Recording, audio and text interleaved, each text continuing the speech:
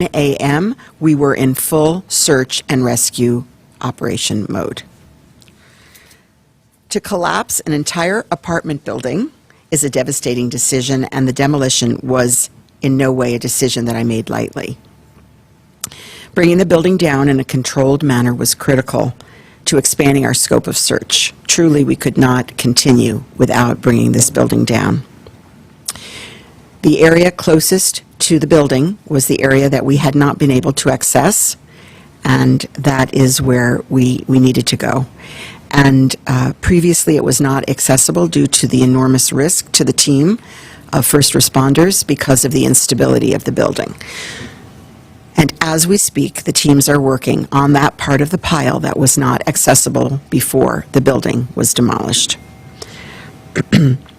The standing structure also posed a threat to public health and safety, particularly as the storm approached, given that the tropical storm force winds could have brought it down in a manner that could not have been as controlled and predicted.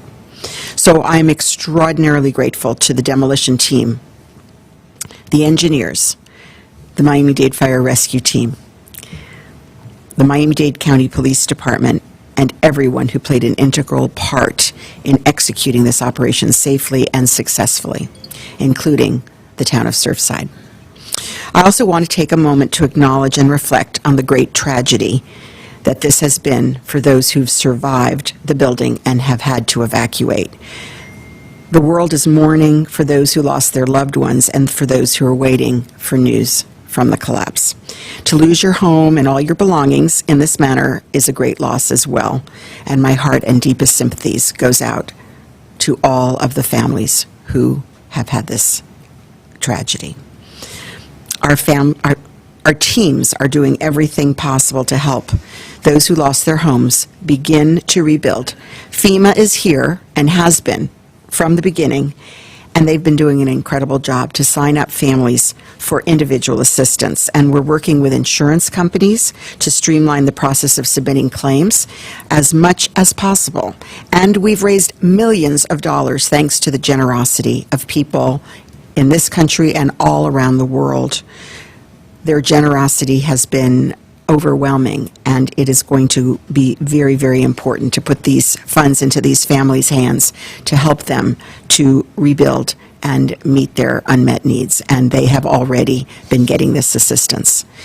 I also want to stress once again that we took every action that we possibly could to search for any pets, any animals in the building prior to the demolition. In the days since the collapse, the Miami-Dade Fire Rescue Team conducted multiple full sweeps of the building in person, including searching in closets and under beds and other hiding places. In the areas of the building that were not accessible to the teams, they used ladders on high-lift cranes, and they placed live animal traps on the balconies at great personal risk to our first responders. Also, doorways were opened, other means for the pets to escape the building if they were able. We deployed drones with thermal imaging on numerous trips over the rubble pile, and also standing in the tower in areas unsafe for search and rescue teams to enter. So I want to say as clearly as I possibly can and urge our community to understand that we went truly to great lengths to take every step that we could at great risk to our first responders to ensure that all of the pets that were beloved family members, that none of them were left in the building prior to the demolition. Since the first responders were able to resume their work on the collapse last night, we have very sadly recovered 3 additional victims. The total number of confirmed deaths is now at 27. The number of those accounted for is 191, and unaccounted for 118. Please join me in praying for those who lost their lives, the families who mourn, and for all of those who are still waiting. We continue to monitor Tropical Storm Elsa and expect that Miami-Dade will mostly experience heavy rain and some winds throughout today and tomorrow. I was grateful to have the opportunity to speak with some of the first responders on site last night, right after the demolition, before they headed back out to the pile. On day 12, these men and women have continued their mission. They have the same determination and strength as when they got out on day 1. It is a true honor to serve alongside these heroes and sheroes from the state, from the federal, and from the international teams, all of our partners who've made this historic effort possible. Me enorgullece ofrecer una actualización de que la demolición de anoche de Champlain Tower Sur se ejecutó exactamente como estaba planeado. La demolición comenzó a las 10:30 de la noche y en poco más de una hora recibimos el todo claro. Alrededor de la medianoche se reanudó el trabajo y la 1 de la madrugada nuestra operación de búsqueda y rescate comenzó nuevamente. Derrumbar todo un edificio de apartamentos es una decisión extremadamente difícil y la demolición no fue de ninguna manera una decisión que tomé a la ligera.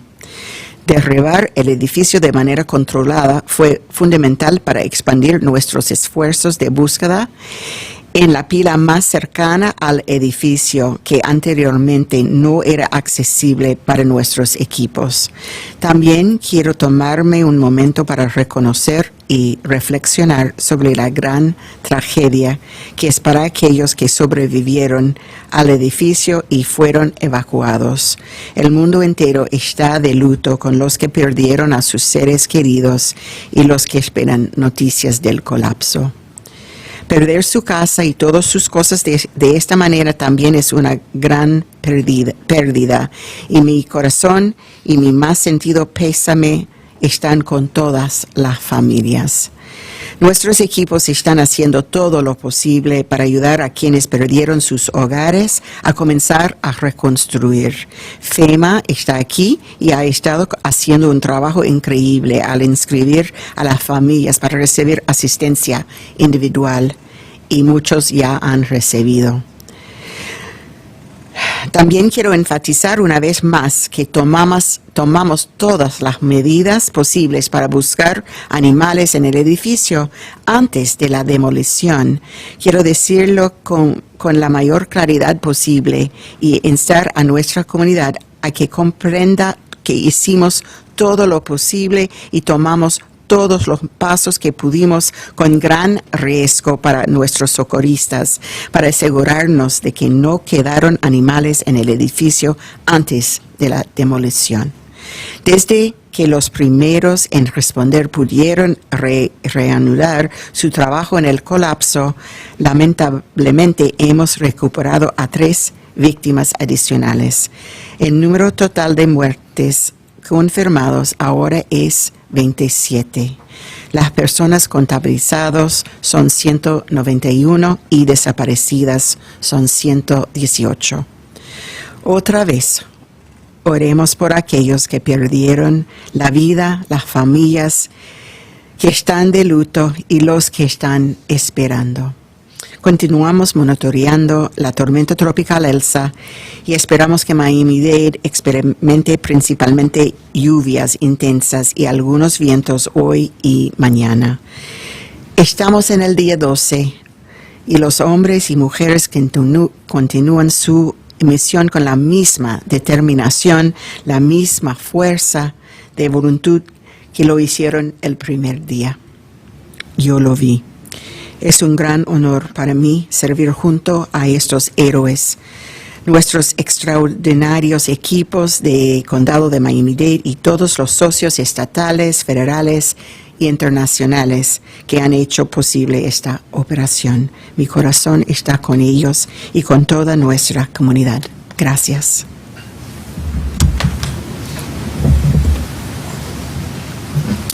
Thank you, Madam Mayor. Vice Chair for the Board of County Commissioner, Commissioner Oliver Gilbert. Good morning. I don't have much to add, more than what the mayor said. First, I would just like to thank her for her leadership and her strength in this. It's important because when you get elected mayor, you don't think that this is going to happen. We don't prepare for stuff like this. And so watching her serve and lead through this has been truly, it's been my honor to serve and lead with her because that's what leadership is. It's getting something that's unanticipated and doing the very best you can and bringing people together while you do it. Look, 12 days ago, I think I stood in front of a microphone and I said that we're going to work, we're going to pray, and we're going to get through this together. And that's what we're doing. We're praying, we're working, and we're getting through this together. That takes different forms. Last night, the building came down, so that allows us to expand our search. That's the work that has to take place. You know, as we move forward in this process, I just want everybody not to forget the praying part. Because we're still praying to possibly find survivors. We're praying for peace and answers for the family, and we're praying that we can find the information. We can figure out exactly why this happened. Because this side of the microphone, and I'm sure that all of them would agree, is the worst place in the world in a situation like this. You don't ever want to be delivering bad news to a community because it isn't just those families that are hurt, it's the entire community. The weight of that building coming down, those buildings coming down, is on this entire community.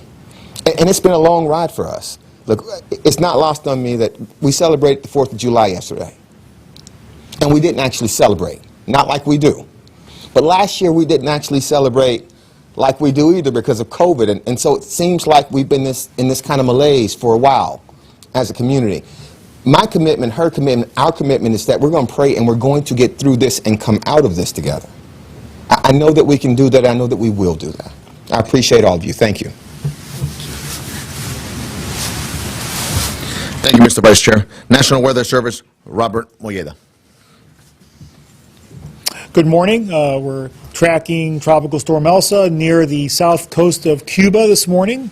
Although the forecast has the center of the storm passing closer to the west coast of Florida, we will still feel some intermittent showers, especially tonight and tomorrow, and these showers and thunderstorms will have some brief but gusty winds, and these winds could still be quite strong across the area, as well as locally heavy rain and localized flooding possible, and even the possibility of 1 or 2 tornadoes across South Florida. So this is for a time frame of tonight and tomorrow. En español, seguimos siguiendo la tormenta tropical Elsa, que está cerca de la costa sur de Cuba, aunque el centro de la tormenta se espera que esté más cerca de la costa oeste de la Florida.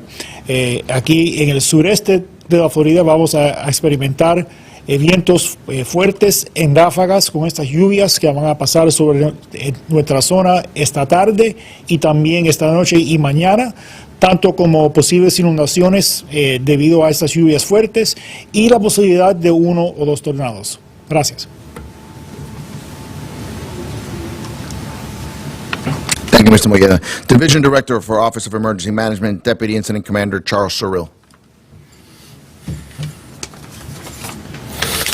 Good morning, everyone. Residents and visitors are urged to continue monitoring Tropical Storm Elsa as it makes its closest approach to South Florida. Starting this evening, residents should avoid any unnecessary travel, as strong winds and heavy rains may make driving hazardous. If you have any questions, you can always call 311. Their hotline is open between hours of 8 a.m. and 7 p.m.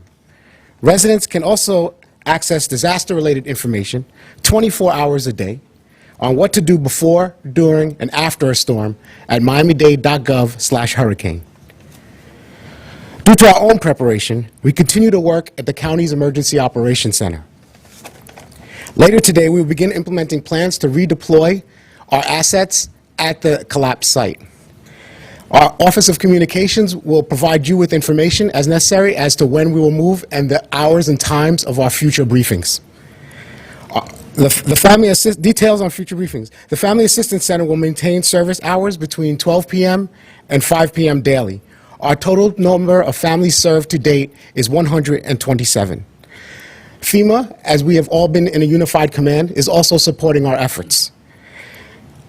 In order to access information on individual assistance for families, survivors, please go to fema.gov/disaster/3560.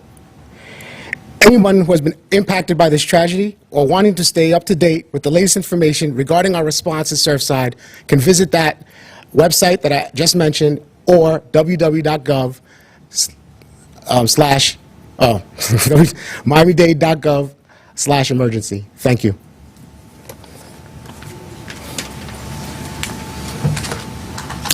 Thank you, sir. Para traducirle lo que dijo el comandante del incidente, Charles Surreal, le voy a traducir. Residentes y nuestros visitantes se le urge que continúen monitoreando la tormenta tropical Elsa mientras se va acercando al sur de la Florida esta tarde y la noche. Empezando esta noche, se le pide a los residentes que no estén manejando por las simples razones que pueden haber fuertes vientos y también lluvias que lo hacen muy peligroso. Si tiene cualquier otra pregunta, pueden ir a la línea del 311 que van a estar operando de 8 de la mañana hasta las 7 de la noche para recibir más información. Residentes pueden también acceder a información 24 horas al día al miamidade.gov /hurricane. Parte de nuestras propias preparaciones, también vamos a estar continuando trabajando aquí del Centro de Operación de Emergencia del Condado, localizado en El Doral. Más tarde en el día vamos a estar implementando planes para poder mandar recursos necesarios hacia el sitio del colapso. Más información de las localizaciones o las horas de informes breves van a estar proveídas por la Oficina de Comunicación del Condado. El Centro de Asistencia Familiar va a mantener su servicio durante las horas de 12 de la tarde hasta las 5 de la tarde diariamente. El número total de familias que han asistido es 127.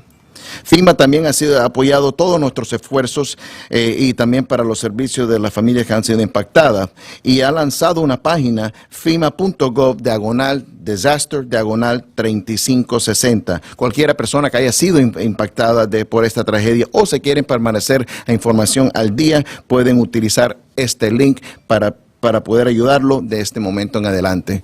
Y en este momento, and at this time, our Creole translator, Lionel, Lerebours.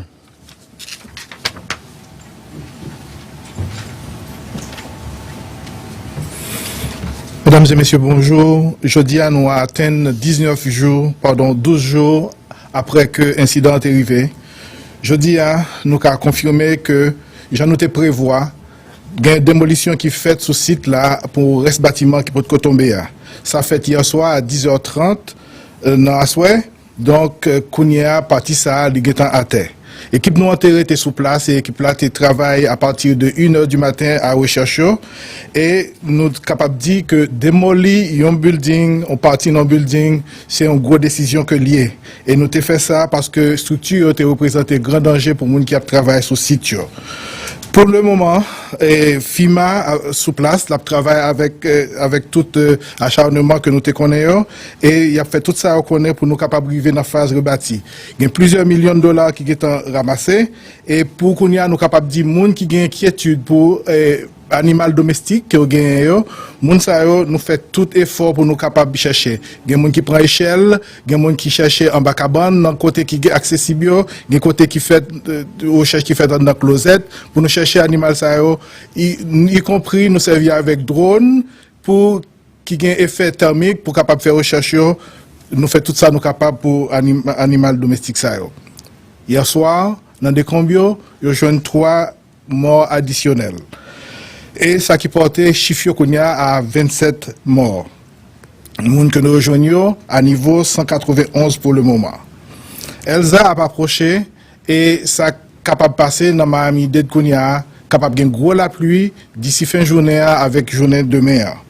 Pour le moment, l'équipe secouriste a travaillé en pile, nous avons parlé avec eux récemment. Ça que nous sommes capables de dire que nous étions avec les gens qui ont souffert et nous sympathiser avec eux. Merci. Thank you, Mr. Lerebours. We're going to go into questions and answers. We also have present here Deputy Fire Chief Arthur Holmes, along with the Miami-Dade Police Department Director, Freddie Ramirez. So please raise your hand, wait until you're called upon, and address the speaker. Willard? For Chief Holmes, please. Sir, several days ago, Chief Kaminsky indicated that we had been through about 3 million pounds of this equipment earlier during the week of the debris. Now, obviously, more of that has come down. Do you have any idea how much more you have to deal with now, even though you have access to the site? And the work plan for that, obviously, this is a tedious process. Do you have any update on those numbers? I don't have any updates on the numbers of pounds now, but with the building down, we're able to focus on that area that we was trying to get to that was causing a threat to our personnel. But I can't get you that number later on. Is there any number about what, on an average workday, you'll be able to get through to get the director the things that his department needs to do the investigation, and of course the family members, the recovery, any artifacts? Is there an idea of any amount of time that it's going to take per day to go through this? Well, we're working 24 hours a day. We have two 12-hour blocks. We have teams on it in the afternoon and teams on it at night. We're working 24 hours a day. Thank you very much. Mayor Cava, first of all, congratulations to the entire team on a successful mission last night. We all feel it for you, and there's a sense of relief, I think, in the community and in this room. You mentioned now that you can access the area closest to the building, which I imagine was not accessible earlier. Can you tell us what all of you anticipate finding there, and what's happening today also with the audit and the investigation as we move forward? So this pile closest to the building was actually holding the building up, and so therefore it was not safe to do search activities on that part of the pile. So that was, apart from the impending storm, we wanted to move that building if we could safely do so, so that we could gain access to that pile. So that is the focus of our efforts right now. We're looking for voids, again, where someone may have been able to be inside, and so that is the purpose of the search right now. As The audit and investigation. Yes, so this investigation is going to be ongoing. It's very complicated. The state attorney has indicated she would ask the grand jury to get involved. We have the National Institute of Standards and Technology, NIST. They have been active on the site. They did LiDAR photographing of the existing structure before it came down. They have teams that have been exploring every part of the building that they had access to. They have been interviewing people, and so the investigation will continue over a long period of time. Can I get a Spanish community question right here? Yes, question in Spanish on the tropical storm side. The effects that you described, is that happening, I believe, on Wednesday for South Florida in Spanish? And will that affect the rescue effort, even if it's not a direct impact? The rains, the possible winds, is that going to affect the search effort? En español, por favor. Los impactos de las lluvias, de los vientos, sería para esta noche y mañana principalmente. Hemos estado, bueno, desde que esto empezó, hemos estado llamando a personas que están, al personal que están ahí en el sitio, avisándoles cuando hay mal tiempo, aproximándose a la zona. O sea, y estos esfuerzos van a continuar. Pero ¿la búsqueda puede continuar durante el paso de los efectos de la tormenta?